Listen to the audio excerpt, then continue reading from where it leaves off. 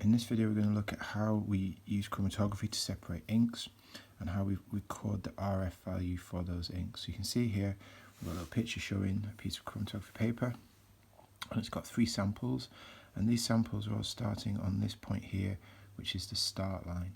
Remember, the start line has to be drawn in pencil, so the pencil doesn't run with the solvent that's going to move up the paper to dissolve the inks and carry the inks. At the top here we've got the solvent front, so this is how far the solvent has travelled up the paper, and then the dots you can see above each ink are the sample that's separated out. Because each of these have got 1 dot, so this is for example ink C, and that's produced 1 dot, and ink B 1 dot, and ink A 1 dot. This means they're going to be pure inks.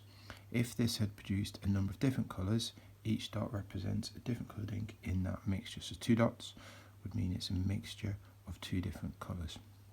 So I'm just going to do an RF calculation for sample A. So you can see I've taken 2 measurements. The first measurement in red is the distance that the dot has travelled, and the second measurement in blue is the distance that the solvent front has travelled.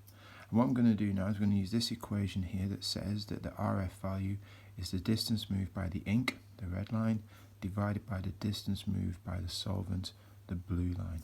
If I work that out underneath here, so my RF value for this particular sample, I've measured this earlier on, and this measured 2.5, and I measured the solvent front, and that measured 5.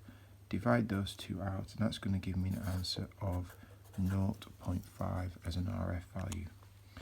Your RF value should always be less than 1, so if you've got a figure bigger than 1, you have mixed these 2 over, and you've got the division working the wrong way around. Okay, have a go, practice.